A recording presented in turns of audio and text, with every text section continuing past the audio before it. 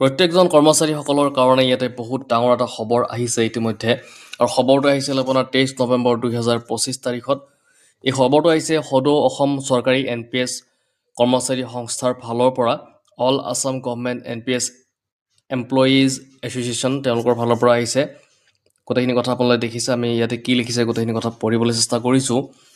ইয়াতে লিখিছে সদৌ অসম চৰকাৰী NPS কৰ্মচাৰী সংস্থা আৰু যৌথ মঞ্চৰ আহ্বানত ইংৰাজী 27 নৱেম্বৰ 2025 তাৰিখে পালন কৰিবলগীয়া কৰ্মবিৰতিৰ নিৰ্দেশিকা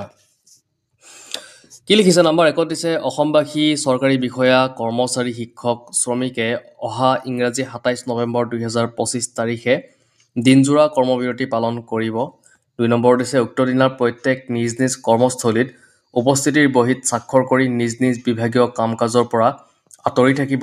জৰুৰীকালীন সেৱা আৰু পৰীক্ষাৰ লগত জড়িত সকল এই কাৰ্যসূচীৰ পৰা ৰেহাই দিয়া হ'ব তেওঁলোকে কলা বেজ পৰিধান কৰি নিজ নিজ কৰ্মত নিয়োজিত হ'ব নম্বৰ 3 দিছে ব্যক্তিসকলে নিজ নিজ কৰ্মস্থলীৰ সন্মুখত অৱস্থান কৰিব আৰু প্ৰতিবাদী সভা অনুষ্ঠিত কৰিব পাৰিব নম্বৰ 4 দিছে প্ৰতিবাদী সভাৰ অন্তত নিজ নিজ কাৰ্যালয় প্ৰধানৰ জৰিয়তে মাননীয় মুখ্যমন্ত্ৰী মহোদয়লৈ OPS পুনৰ প্ৰতিষ্ঠাৰ দাবী পত্ৰ প্ৰেৰণ কৰিব ইমেইলৰ যোগেদি আৰু নম্বৰ 5ত লিখিছে প্ৰতিবাদী কাৰ্যসূচীসমূহৰ প্ৰচাৰ আৰু প্ৰচাৰৰ ক্ষেত্ৰত সামাজিক মাধ্যম আৰু প্ৰচাৰ মাধ্যমক ব্যৱহাৰ কৰিব তো দেখিছে আপোনালোকে ইয়াতে সদৌ অসম চৰকাৰী NPS কৰ্মচাৰী সংস্থাৰ তৰফৰ পৰা ইয়াতে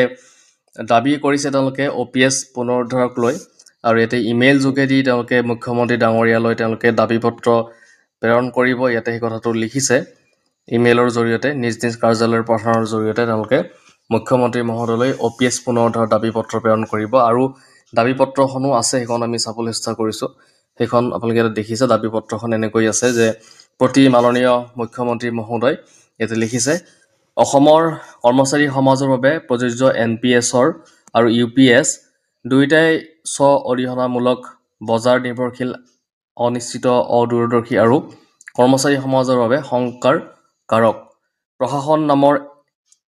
এই বৃহৎ পৰিয়ালৰ মুখ্য কৰ্মবল কৰ্মচাৰীসকলক এই দুইটা ব্যৱস্থাই অৱসৰী সময়ত অসুৰক্ষিত নিৰাপত্তাহীনতা আৰু অনিশ্চয়তালৈ ঠেলি দিব যৌৱন সময় শক্তি শ্ৰম নিষ্ঠা আৰু দক্ষতাৰে নিজকে ৰাজ্যৰ হকে উৎসৰ্গা কৰা কৰ্মচাৰী সমাজৰ বাবে ই মুঠেই গ্ৰহণযোগ্য নহয় দেশৰ অন্য 5 ৰাজ্যৰ দৰে অসমতো পুৰণি পেঞ্চন ব্যৱস্থা OPS সকলো স্তৰৰ কৰ্মচাৰীৰ বাবে প্ৰযোজ্য কৰি কৰ্মচাৰী সমাজৰ জীৱন সুৰক্ষিত কৰাৰ দৃষ্টান্ত স্থাপন কৰক এয়া আজিৰ অসমৰ আহ্বান তো দেখিছে আপোনালোকে এনেকৈ তেওঁলোকে এখন দাবী পত্ৰ লিখিছে আৰু এইখন তেওঁলোকে মাননীয় মুখ্যমন্ত্ৰী ডাঙৰীয়ালৈ লিখিছে তো আজি এইটোৱে আছিলে খবৰটো আৰু যদি ভিডিঅ'টো ভাল লাগিছে লাইক শ্বেয়াৰ আৰু ছাবস্ক্ৰাইব কৰি দিব